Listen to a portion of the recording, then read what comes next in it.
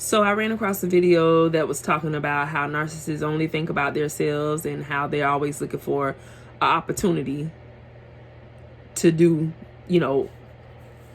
open opportunities to get what they want. And so last year I fractured my ankle, and I couldn't really depend on him to take care of me really good. I had to tell him everything to do, even on down to the point of him helping me down the stairs. I had to literally have my two sons help me. Yes, he's skinny. Yes, I'm bigger than him. But you say to me that the reason you can't help me down the stairs is because if I fall on you, then he gonna be hurt, and he's smaller than me, this, that, and the third. But any other time, let me put my good side on. But any other time, you can handle my size, if you know what I mean. Any other time, you can handle my size. But tonight, that I got to go to work, and you got to help me down the stairs, now my size is a problem. But you can handle me any other time. But this time, you can't handle me. I'm too big. So my two sons helped me downstairs into the car, so that way I can go to work, because I did stay in bed for like 2 days. And during them 2 days, I had to literally tell him when to feed me, when to give me something to drink, everything. Come help me get up, because I am normally a person who does for myself. I don't ask people for nothing. If I'm sick, I take care of myself. But okay, that's a lie, because my son, he'll step in and he'll take care of me. He'll bring me soups, he'll bring me medicines, he'll do all that stuff. But now that I have a man in the home and I need help, where my man at? My supposedly man, where him at? Him not showing up for the occasion, which is weird to me, because you got sickle cell, and every time you're down and out of business, I handle you. I get you right. I take care of you. So now here I am in need of some help, a little bit of help. It's too much for you. But if it's you, you want me to be fully all hands on deck, attentive to you, but not me. So I lay in bed for about 2 days. I got a call from him. Bae, that's what I used to call him. Bae, I'm hungry. Bae, I'm thirsty. Bae, can you help me go to the bathroom? Bae, this, that, and third. So then I get tired of that, because like I said, I don't like asking people for stuff. So he had me there. I'm low when I'm doing that. So I had to tell him everything to do. So now here we are. I'm getting ready to go to work. This is first day back to work. I have not been down those stairs since I left and went to the hospital in the emergency wagon. The ambulance, if you don't know what the emergency wagon is. I have not been back out the door onto those steps since then. So I kind of done built up a little fear of these stairs right now, because I'm not confident with this one ankle messed up to be going up and down these stairs yet. So I have not practiced to see how I'm going to do it. And so when it's time to go to work is when I have to figure out how I'm going to get up and down these stairs and get myself in the car. So I had a sit down job working at a hotel. So I don't really got to worry about work, because I can sit and do what I need to do. So here we are. I'm trying to figure out, I get how frustrating it could be, because like I said, I was not confident with my ankle. So it took me a while to get in the car. But he's not helping me either, but giving me attitude, which ain't making it no better. Do it this way. Sir, I'm not comfortable that way. I am not about to take another fall down these stairs listening to you, because you done told me some things before and I followed behind you and ran right into a hole. So with this, my ankle, I'm gonna follow me. So here I am trying to find different maneuvers to get down the stairs, and everything I'm trying, it just feels scary to me. And so eventually I figured out one, got down the stairs. He goes jump in the car instead of opening the car door for me.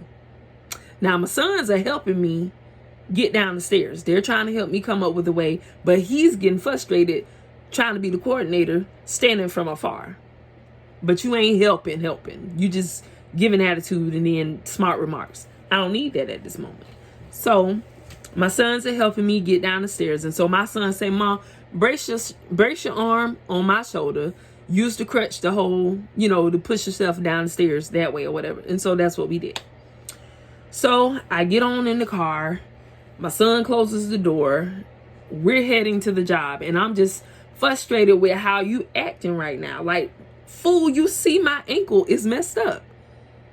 Ain't too much I can do right now but find a safe way to get down the stairs and get in this car so I can go to work. So we on the way to work. His phone is in his lap. I don't know somebody is on this phone until later on. He does things like that. He used to do me like that. He'll have people on the phone just listening to the background. Because obviously he trying to prove a point. So there's somebody on the phone. I just don't know that just yet. So now we get to the job. In my mind, I'm thinking, okay, since you didn't help me down the stairs because I'm too heavy, and if I fall on you, I'm going to hurt you.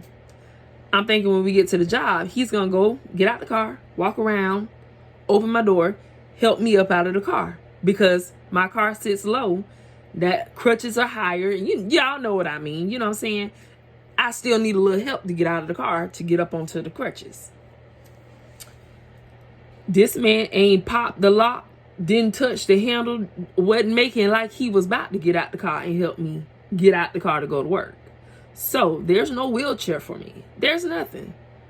So I have to figure out how I gotta get out of the car, grab my purse, my jacket, because it's cold at this time. So I gotta grab a purse, I gotta grab a jacket. He didn't lift up now one of those things to help me out at all. So I bend back down before I go into work. And I say, you know what?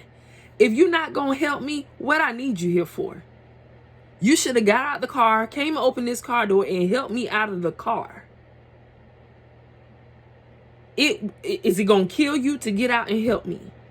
And he's sitting there looking at me with a dumb blank stare on his face like he really don't know what I'm talking about. Like what I'm saying don't make sense. But then I tell you, it does make sense. They hear you. They just do what they want to do when they want to do it. So I go to work. I'm sitting here all night. I'm like, I wonder how he going to act when he pick me up. Is he going to be on that dumb jump when he get back, or is he going to have common sense? So long story short, when he came to pick me up, he got out the car, opened my car door, helped me get in the car. He actually helped me out of the hotel. Helped me out of the hotel, opened the car door, and helped me inside the car. When we got back home, he honked the horn for my sons to come out and help get me out of the car, to help me up the stairs. I'll give him that. At least he did that much. I gave him that. Now, we gonna skate further into the story, because then I had to keep telling him to come bring me food and bring me something to drink and help me go to the bathroom. And whenever I asked him to do something, he smacked his teeth and huffed and puffed. That's what he did to me. So therefore, that made me want to stop asking him to do things. But then I'm like, no, I'm not going to let him have that, because when he's sick and he's down and out, I help him. I am there for him. So no, you're going to help me because that's what you're supposed to do. Or you're supposed to be my man. So help me.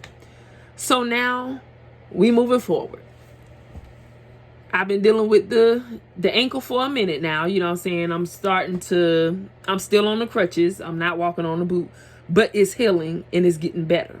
So from time to time, I take the wrap off and, try to exercise it a little bit. So now it's time for us to go out of town to handle some business that he usually handles or whatever. And so this fool tells me I don't have any money for a hotel, so I'm gonna have to go stay at my baby mama house, and you're gonna have to go stay at another family member house. And I'm like, you know what? No, I don't like that. That we shouldn't be staying in separate places. If we going together, we need to stay together. So if where you're going, I can't stay, you don't need to go there. So I went for it, but what he really was trying to do was get my car so he can go and run and see another chick. So when he was like, well, I could drop you off and then I could just come back and pick you up, I said, well, no, what I'm going to do is I'm going to go out here and test drive my car. because you won't take the car overnight to do nothing. We just freshly getting back together, and I still don't trust you at this point. You ain't showed me nothing to trust you, so I ain't going for that. If you gonna go and stay somewhere else, you go ahead and stay. I'll drop you off. He was like, how you gonna drive? I said, I'm finna go out here after this food was done, because by this time, after asking him for stuff and him smacking his teeth and rolling his eyes and everything, I started figuring out a way to get up and move around and do things on my own. Cooking dinner. I'm doing whatever I got to do. I'm working on my foot, exercising it or whatever. So I'm cooking dinner. I say, after I'm done cooking dinner, I'm going to go out here and test drive the car and see how my ankle does. I said, because I can't. I don't feel comfortable with letting you take my car. And so he was all right. So I go out there. I test drive my car. Because where he was going was literally right around the corner from my aunt's house. And so I'm like, it'll do. It worked. You know what I'm saying? I drove it around the block because that's how far her house would have been from where he was going. So I drove my car around the block real quick, see how it worked with, you know, putting pressure on the gas pedal. And so I was like, it'll do just to get me around the corner to her house to pick you up and then, you know, come back or whatever. So I did that. But everything in me knew he had plans. My ankle is messed up. By this time, I know this man pretty good. My ankle messed up. Her ankle is messed up. I get her car. I can go spend the night with whoever I want to spend the night. He said he was going to his baby mama house. But I don't believe he stayed at his baby mama house. I believe somebody came and picked him up from over there where I dropped him off at. And he went and spent the night elsewhere and was back there before I came to get him the next day. That's how I feel like that went down, because I know him like a book. And plus, he had phone calls prior to that trip, so I know he was up to no good. But he thought he was going to take my car, but I had a trick for that butt and said, no, sir, I'll take my car. You go where you going to go.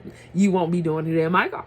So, yeah, they are opportunists. When they see an opportunity to get over on you, they will do it with your stuff and with no consideration and no remorse of whatever they're doing. They just, as long as they get what they want, that's all that matters at the end of the day. And so I had to say no. And I drove my own car with my messed up ankle to prevent him from taking my car. I wasn't trying to stop him from doing what he's going to do, because he's going to do that regardless. You're just not going to take my car and do that, sir, while I'm sitting here with a messed up ankle. No, we won't do that. But y'all be careful out there with y'all little narcissists and stuff. You know what I'm saying? They try to be smart, but you got to be a little bit, you know, after you done been in it for a minute, you start finding little things. You learn them better is basically what I'm trying to say. You start learning them a little bit better the longer you're in it.